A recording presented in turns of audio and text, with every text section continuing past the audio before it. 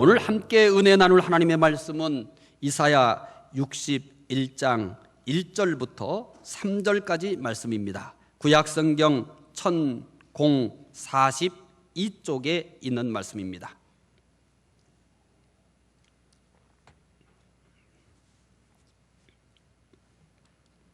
이사야 61장 1절부터 3절까지 말씀 함께 읽겠습니다.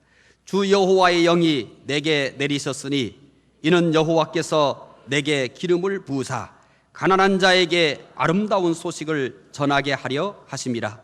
나를 보내사 마음이 상한 자를 고치며 포로된 자에게 자유를, 갇힌 자에게 노임을 선포하며 여호와의 은혜의 해와 우리 하나님의 보복의 날을 선포하여 모든 슬픈 자를 위로하되 무릇 시온에서 슬퍼하는 자에게 화관을 주어 그 죄를 대신하며 기쁨의 기름으로 그 슬픔을 대신하며 찬송의 옷으로 그 근심을 대신하시고 그들이 의의 나무 곧 여호와께서 심으신 그 영광을 나타낼 자라 일컬음을 받게 하려 하심이라. 아멘. 오늘은 8월 첫째 주일입니다. 하나님께 예배드리기에 나오신 여러분들에게 하나님의 은혜와 평강이 함께 하시기를 바랍니다. 윌리엄 말스톤이라고 하는 심리학자가 있습니다. 미국 콜롬비아 대학에서 교수로 활동했던 분이기도 합니다. 그는 1920년대 이후 4가지 성격 유형, 저희 교회에서도 성격 유형을 검사할 때는 이 방법을 씁니다. 디스크라고 해서 4가지 성격 유형, 주도형, 사고형, 안정형, 신중형, 이렇게 4가지 성격 유형을 제시한 학자가 바로 윌리엄 말스톤입니다. 윌리엄 말스톤이 약 1000명의 사람들을 무작위로 표본을 수집해서 설문을 조사한 적이 있습니다. 그 설문의 가장 중요한 내용은 당신은 왜 사는지, 인생의 목적을 분명히 알고 있습니까? 라고 하는 것이었습니다.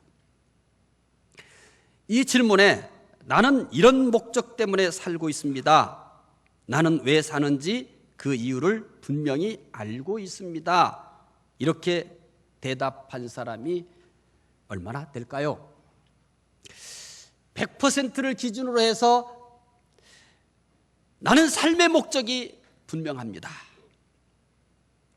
나는 왜 사는지 그 이유를 분명히 알고 있습니다 라고 대답한 사람이 몇 퍼센트나 될 것 같습니까? 여러분은 삶의 목적을 분명히 가지고 있나요? 내가 왜 사는지 그 이유를 분명히 알고 있나요? 이 질문에 대해서 6%가 조금 안 되는 대답을 사람들이 했습니다. 결국 94%나 되는 사람들이 아무런 목적 없이 그냥 산다는 것입니다. 94%나 되는 사람들이 왜 살고 있는지, 내가 무엇 때문에 존재하고 살고 있는지 모르면서 살고 있다는 얘기입니다. 마틴 루터킹 목사님이 인생의 목적에 대해서 말을 했습니다. 목숨을 걸 만한 일을 찾지 못한 사람의 삶은 가치 있는 인생이라고 할 수 없습니다.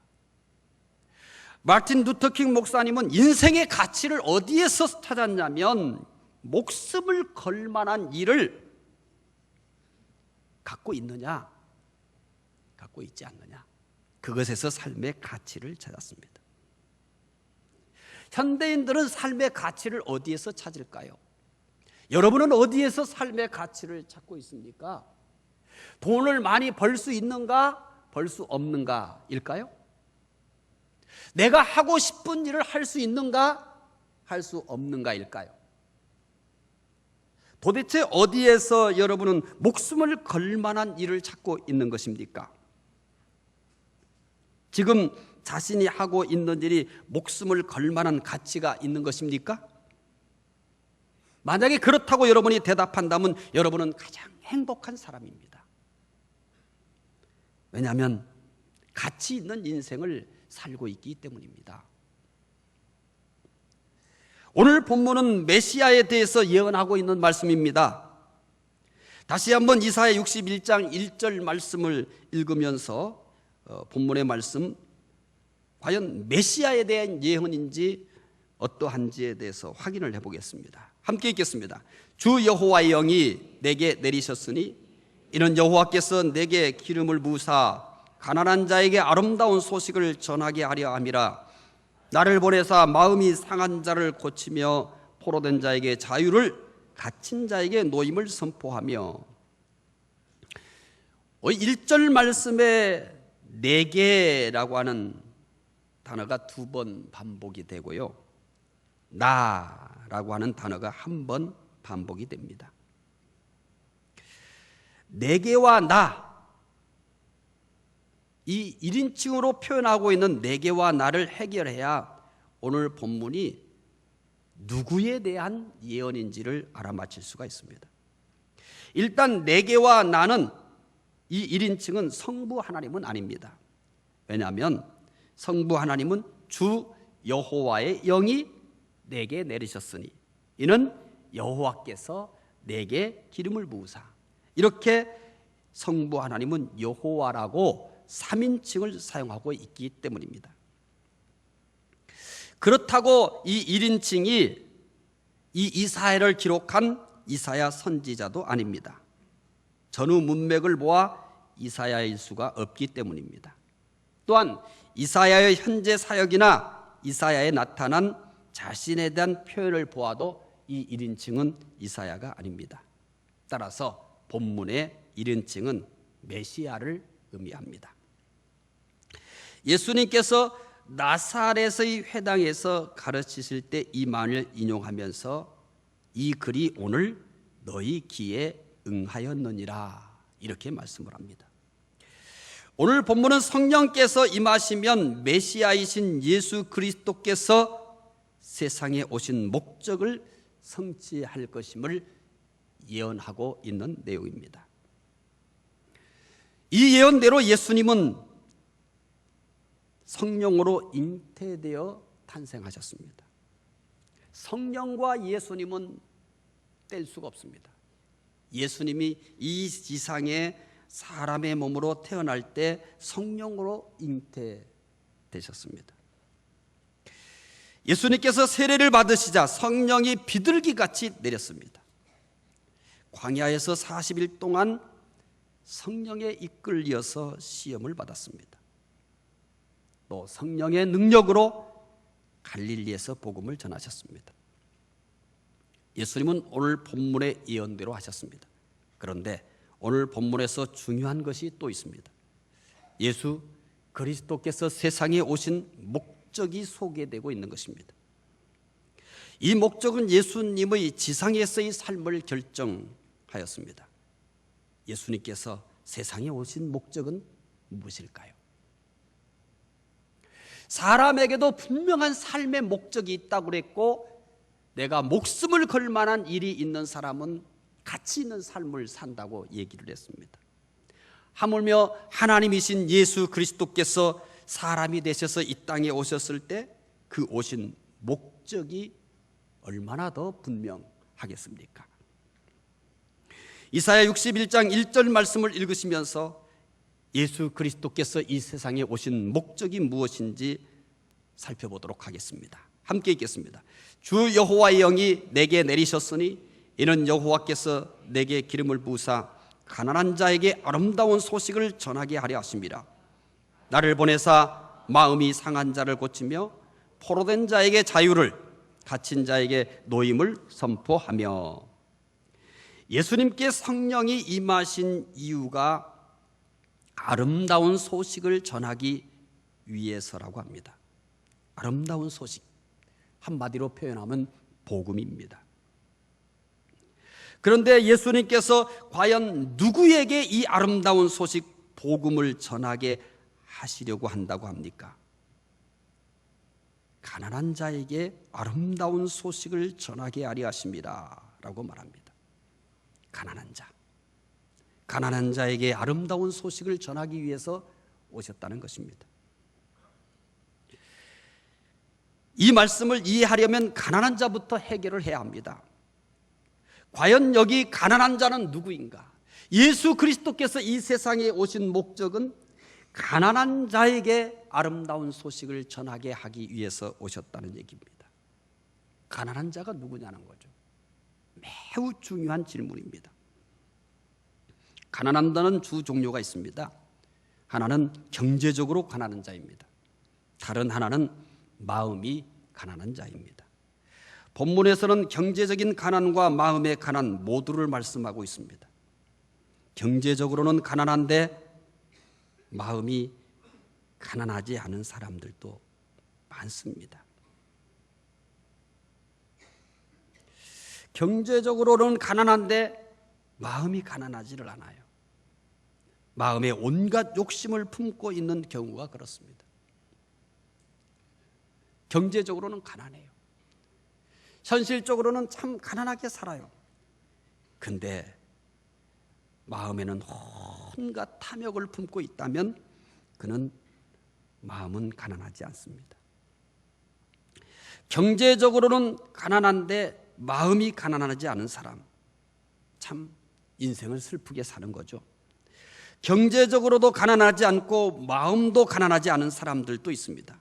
누가 보더라도 그만큼 있으면 된 것 같은데 만족하지 않고 한없이 욕심을 품고 있는 사람들입니다. 경제적으로 가난하기 때문에 더 많이 벌어야 되겠다, 내가 이 가난의 굴레를 벗어나야 되겠다, 그러면서 마음에 욕심을 품는 것은 동정이 가요. 가난의 그 고통을 아니까. 그래서 동정이 가요. 물론 그렇다고 해서 그것이 옳은 것은 아닙니다. 그런데 동정도 가지 않는 사람이 있어요. 경제적으로 가난하지도 않고 심지어 마음도 가난하지 않아요. 누가 보더라도 그만큼 있으면 된 것 같은데 만족하지 않고 한없이 욕심을 품고 있는 사람입니다. 우리 사회의 많은 가난한 가진 자들의 모습이 대부분 그렇습니다. 경제적으로도 가난하고 마음으로도 가난한 사람이 있습니다. 이 사람은 대단한 사람입니다. 경제적으로도 가난해요. 근데 마음도 가난해요. 욕심이 없어요. 대단한 사람입니다. 오늘 예수님께서 가난한 자에게 아름다운 소식을 전하게 하기 위해 오셨다고 했는데 이 사람은 이 아름다운 소식을 받을 사람입니다. 경제적으로는 가난하지 않으면서 마음으로는 가난한 사람이 있습니다. 이 사람은 존경받기에 마땅한 사람입니다. 경제적으로는 부유합니다. 그런데 마음은 언제나 가난하게 삽니다. 이 사람은 정말 존경받아야 할 사람입니다. 이 사람에게도 아름다운 소식, 복음이 전파될 것입니다. 결국 가난한 사람이란 하나님의 도움 없이는 살 수 없다고 하는 사람입니다. 하나님의 도움 없이는 살 수 없다고 하는 사람 말입니다. 그는 항상 하나님의 도움을 필요로 합니다. 자녀를 키우는데도 하나님의 도움을 구합니다. 하나님, 내가 낳은 자녀이지만 그러나 이 자녀들을 내가 키울 수 있는 능력이 없습니다. 하나님 도와주세요. 내 자녀이기 전에 하나님께서 주신 자녀이니 하나님 뜻대로 잘 키우도록 도와주세요. 이렇게 자녀를 키우는데도 하나님의 도우심을 간절히 간구합니다. 직장 생활을 하거나 사업을 할 때도 하나님의 도우심을 구합니다. 직장에서 능력을 인정받았습니다. 사업에도 어느 정도 성공했습니다. 그런데 그는 참 직장 생활하는 것처럼 하나님을 의지하며 도움을 구합니다. 사업에 이미 성공했고 안정적임에도 불구하고 마치 지금 사업을 처음 시작한 사람처럼 하나님 앞에 쭈그려서 엎드려 하나님의 도우심을 구합니다. 그는 하나님의 도우심이 없이는 아무것도 할 수 없는 사람으로 삽니다. 그래서 하나님만 봅니다. 하나님만 의지합니다. 하나님의 인도만 따릅니다. 예수님은 이런 사람에게 복음을 주십니다. 예수님께서는 왜 가난한 자에게 복음을 전하실까요? 고린도후서 8장 9절을 보면 우리는 그 이유를 발견할 수 있습니다. 함께 읽어보겠습니다. 우리 주 예수 그리스도의 은혜를 너희가 알거니와 부요하신 이로써 너희를 위하여 가난하게 되심은 그의 가난함으로 말미암아 너희를 부요하게 하려 하심이라. 왜 가난한 자에게 복음을 전하시는지 아시겠습니까? 가난한 자를 부유하게 하기 위해서입니다. 복음은 가난한 자를 부유하게 하는 능력이 있습니다. 복음을 받은 사람은 가난한 자가 하나도 없습니다. 복음을 받은 사람은 모두 부자로 살았습니다. 먼저는 마음이 부자입니다. 아무것도 부러워하지 않습니다. 아무것도 욕심을 내지 않습니다. 현재 있는 것으로 언제나 만족해 합니다. 물론 다른 사람보다 많이 가져서 부자가 아닙니다. 자신에게 얼마가 있든지 다른 사람에게 나눠줄 수 있기 때문에 부자입니다. 아무리 많이 있어도 다른 사람에게 절대 주지 못하는 사람이 있습니다. 보통 사람들은 상상도 못할 만큼 많은 돈을 버는 연예인들이 세금을 내지 않아 문제가 되는 경우가 가끔 있습니다. 정치가들도 많은 재산을 가지고 있음에도 불구하고 세금조차 내지 않는 경우도 있습니다. 이런 사람이 지도자가 되겠다고 나오니 참 대단한 용기입니다. 노동자에게 임금을 제대로 주지 않으면서 사치스럽게 사는 고용주도 있습니다. 이런 사람들은 많이 가졌지만 진정한 부자가 아닙니다. 불쌍한 사람들 뿐입니다. 요즘 우리나라 재벌들은 여러 가지로 참 국민들에게 모델이 되지 못합니다. 우리나라 재벌들이 대부분 그 다음 세대 경영 인계를 할 때 대부분이 그래요. 형제들끼리 치열한 싸움을 합니다. 요즘 모 그룹이 또 그런 추태를 보이고 있습니다.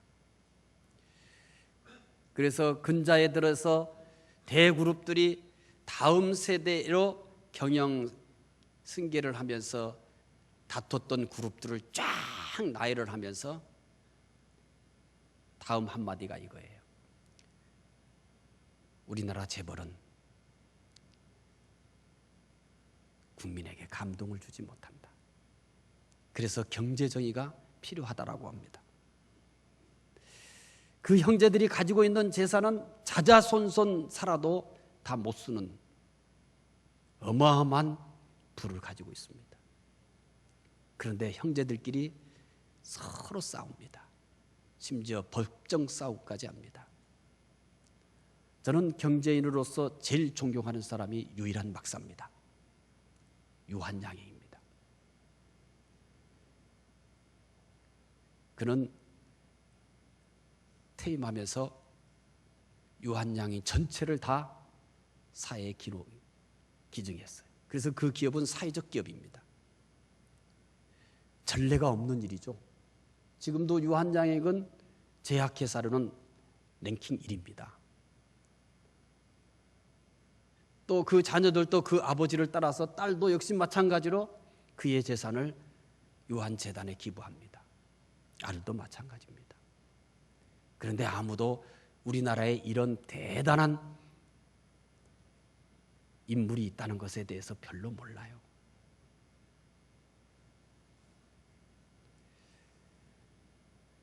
그래서 국민에게 감동을 주는 재벌이 별로 없습니다. 다들 부자인 것 같으나 부자가 아닙니다. 불쌍한 사람들입니다. 복음이 있는 사람은 얼마나 가졌느냐와 상관없이 욕심이 없기 때문에 언제나 부자입니다. 또한 나눠주며 살 수 있기 때문에 진정한 부자입니다. 복음은 사람을 진정한 부자로 만듭니다. 복음을 받아들이면 지금 당장에 부자가 될 수 있습니다. 복음은 부유케 하는 능력이 있기 때문입니다. 예수님은 가난한 자에게 복음을 전하여 부유케 하기 위해 오셨습니다. 예수님께서 주시는 복음으로 부유케 되시기를 바랍니다. 재벌은 망해서 가난하게 될 수도 있습니다. 그러나 예수님께서 주시는 이 복음은 시간이 갈수록 더 부유케 하는 능력을 가지고 있습니다. 이사야 61장 1절 말씀을 또 읽어보겠습니다. 주 여호와의 영이 내게 내리셨으니 이는 여호와께서 내게 기름을 부으사 가난한 자에게 아름다운 소식을 전하게 하려 하심이라. 나를 보내사 마음이 상한 자를 고치며 포로된 자에게 자유를, 갇힌 자에게 노임을 선포하며. 예수님 왜 세상에 오셨습니까? 그가 세상에 오신 목적은 무엇입니까? 예수님은 마음이 상한 자를 고치기 위해 오셨습니다. 세상은 지식이나 물질이나 명예보다 귀한 것이 있습니다. 마음입니다. 그래서 솔로몬은 다음과 같이 말했습니다. 잠언 15장 13절을 읽어보겠습니다. 마음의 즐거움은 얼굴을 빛나게 하여도 마음의 근심은 심령을 상하게 하느니라. 세상에서 우리의 얼굴을 가장 아름답게 성형수술하는 게 뭔지 아십니까? 즐거움입니다. 마음의 즐거움이에요. 마음의 즐거움은 얼굴을 빛나게 한다고 합니다. 아무리 많은 돌이 있어도 형제끼리 저렇게 피튀기게 싸우고 서로 삼키려고 저렇게 하고 있는데 얼굴이 빛나겠습니까? 빛나지 않죠. 가진 것이 없어도 서로를 사랑하고 서로를 품고 사는 이 가족, 이 형제에게는 얼굴이 빛납니다. 마음의 즐거움이 얼굴을 빛나게 하는 것입니다. 고급 화장품이 얼굴을 빛나게 하는 것이 아니라 아무리 비싼 화장품으로 얼굴을 치장해서도 마음에 근심이 있으면 빛나지 않습니다. 그러나 그냥 로션 하나 싹 바르고 나왔어도 마음의 즐거움이 있으면 천사처럼 바짝바짝바짝바짝 빛납니다. 또 잠언 17장 22절을 읽어볼까요? 마음의 즐거움은 양약이라도 심령의 근심은 뼈를 마르게 하느니라. 세상에서 제일 얼굴을 빛나게 하는 것, 세상에서 얼굴을 제일 아름답게 하는 것, 마음의 즐거움. 세상에서 제일 좋은 보약이 뭐냐? 뭐래요? 마음의 즐거움이에요.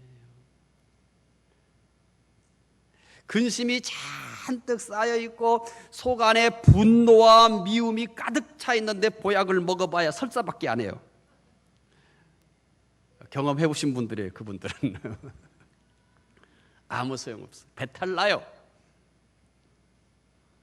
아무 보약을 먹지 않았더라도 마음이 즐거운 사람은 이게 보약보다 더 좋은 건강에 유익을 줍니다. 마음이 상하면 만사가 귀찮습니다. 마음이 상했어요. 마음이 너무너무 심하게 상했어요. 앞에 억만금이 있어도 눈에 들어오지 않습니다. 마음이 심하게 상했어요. 앞에 진수성찬이 차려져 있어도 눈에 들어오지 않고 맛있는 냄새도 내 코에 들어오지 않아요. 마음이 상하면 만사가 귀찮습니다. 그런데 마음이 상하지 않은 사람은 없습니다. 세상을 살다 보면 모두 마음이 상합니다. 제가 마음을 상하게 합니다. 사람들이 마음을 상하게 합니다. 물론 사람들이 계획적으로 내 마음을 상하게 하지는 않습니다. 말하는 말투가 다르고 생각하는 게 다르고 가치관이 다르고 행동하는 방식이 다르기 때문에 끊임없이 우리는 사람들과의 관계 속에서 마음이 상합니다. 일이 마음을 상하게 합니다. 돈이 마음을 상하게 합니다.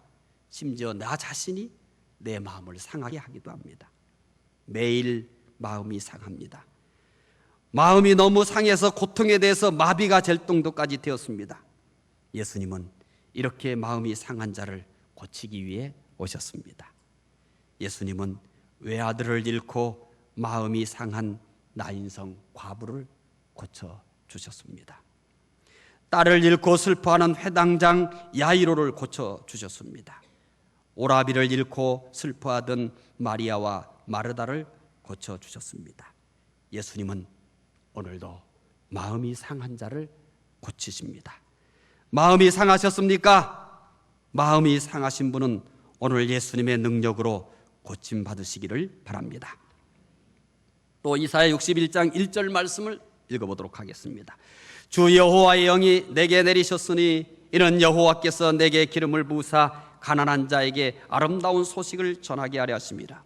나를 보내사 마음이 상한 자를 고치며 포로된 자에게 자유를, 갇힌 자에게 노임을 선포하며.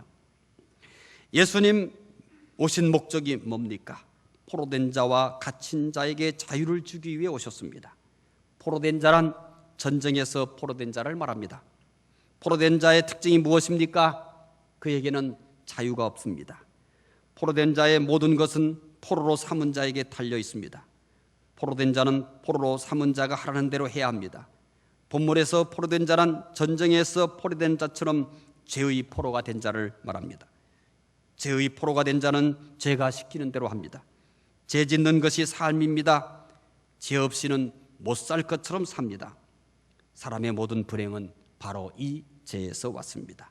가난, 질병, 근심, 미움, 두려움, 전쟁, 죽음 등 모든 불행의 원인은 죄입니다. 죄의 포로로 있는 동안은 아무도 이 불행에서 벗어날 수가 없습니다. 이 불행에서 벗어나려면 죄의 포로된 것에서 해방돼야 합니다. 무엇으로 죄에서 해방될 수 있을까요? 예수님만이 유일한 답입니다. 예수님은 죄의 포로된 사람에게 자유를 주기 위해 오셨습니다. 미국의 누즈벨트 대통령은 1941년 1월 6일에 그가 꿈꾸는 새로운 세상에 대해서 말했습니다. 그가 꿈꾸는 새로운 세상은 과연 어떤 세상일까요? 그는 전쟁이 끝난 후에 실현해야 될 인간의 기본적인 4가지 자유가 요구된다고 하였습니다. 누즈벨트 대통령이 꿈꿨던 세상, 바로 4가지 자유가 있는 세상이었습니다. 언론의 자유, 종교의 자유, 가난으로부터의 자유, 그리고 공포로부터의 자유. 그런데 누즈벨트의 이 말에 대해 한 유명한 신학자는 다음과 같이 지적했습니다. 누즈벨트 대통령은 가장 중요한 한 가지를 지적하지 않았다. 그것은 죄로부터의 자유다. 우리가 죄로부터 자유하기까지는 다른 모든 자유는 근본적으로 그 의미를 지니지 못한다라고 지적을 했습니다. 언론의 자유, 종교의 자유, 가난으로부터의 자유, 공포로부터의 자유, 모두 중요한 자유입니다. 모두 보장돼야 될 자유입니다. 그러나 죄로부터의 자유가 없으면 언론의 자유를 보장해도 언론의 자유는 유지되지 않습니다. 종교의 자유를 법으로 보장해도 종교의 자유는 보장되지 않습니다. 가난으로부터의 자유도 법으로 보장돼도 결국은 가난으로부터의 자유는 실현되지 않습니다. 공포로부터의 자유도 마찬가지입니다. 이런 모든 자유가 현실 속에서 이루어지기 위해서는 죄로부터의 자유가 이루어져야 합니다. 죄로부터의 자유는 모든 자유의 근본이기 때문입니다. 죄로부터의 자유가 없으면 모든 자유는 의미가 없습니다. 예수님은 죄로부터의 자유를 주기 위해 오셨습니다. 그래서 바울은 이렇게 말합니다. 주는 영이시니 주의 영이 계신 곳에는 자유가 있느니라. 어디에 자유가 있다고 말합니까? 주의 영이 계신 곳에는 자유가 있느니라. 이사야 61장 2절부터 3절 말씀 읽어보도록 하겠습니다. 여호와의 은혜의 해와 우리 하나님의 보복의 날을 선포하여 모든 슬픈 자를 위로하되 무릇 시온에서 슬퍼하는 자에게 화관을 주어 그 죄를 대신하며 기쁨의 기름으로 그 슬픔을 대신하며 찬송의 옷으로 그 근심을 대신하시고 그들이 의의 나무 곧 여호와께서 삼으신 그 영광을 나타낼 자라 일컬음을 받게 하려 하십니다. 예수님 왜 오셨을까요? 여호와의 은혜의 해는 신년을 의미합니다. 이스라엘은 안식년 제도가 있습니다. 안식년 제도란 6년 동안 농사를 지은 후 7년째 되는 해는 모든 농토를 쉬게 하는 것입니다. 안식년이 7번 지난 다음 해인 50년째 되는 해를 신년이라고 합니다. 신년에는 모든 것의 자유를 선언합니다. 형편이 어려워서 부동산을 팔았을 경우 신년이 되면 원주인에게 돌려줍니다. 형편이 어려워서 종이 된 경우도 신년이 되면 자유를 얻습니다. 예수님께서 세상에 오셔서 참된 신년을 선포하십니다. 예수님은 슬픈 자를 위로하기에 오셨습니다. 슬픈 자에게 화관을 주셔서 위로하십니다. 이스라엘 사람들은 슬픈 일을 당하면 머리에 재를 뿌리고 그 잿더미에서 슬퍼하였습니다. 그런데 예수님께서 재 대신에 화관, 즉 꽃으로 관을 주어 위로하십니다. 슬픔으로 얼굴이 흉측하게 된 사람에게는 기쁨의 기름으로 얼굴을 빛나게 하십니다. 슬픔을 대신하여 찬송의 옷으로 위로합니다. 찬송의 옷이란 감사절 같은 축제 때 입는 아름다운 예복을 의미합니다. 이사야 66장 13절에 그 메시아의 위로에 대해서 이렇게 설명합니다. 읽어보겠습니다. 어머니가 자식을 위로함 같이 내가 너희를 위로할 것인즉 너희가 예루살렘에서 위로를 받으리니. 어떻게 위로한다고 말합니까?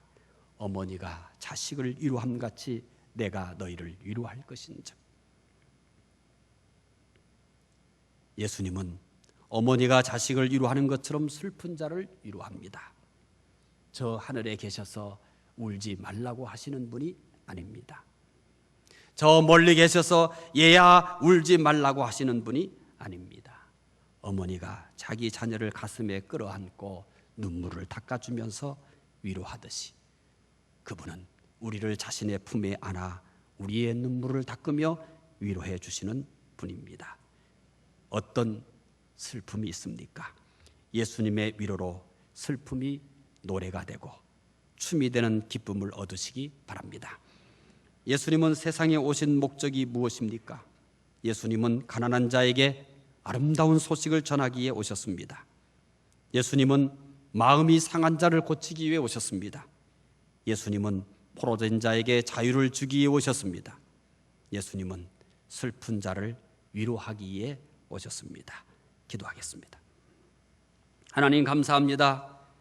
메시아이신 그리스도께서 세상에 오셔서 가난한 자에게 아름다운 소식을, 마음이 상한 자를 고치고 포로된 자에게 자유를, 슬픈 자를 위로해 주시는 메시아이신 그리스도를 찬양합니다. 한 주간도 우리 주님께서 우리에게 주시는 이 은혜를 누리며 살게 하여 주시옵소서. 감사하며 예수 그리스도 이름으로 기도드리옵나이다. 아멘.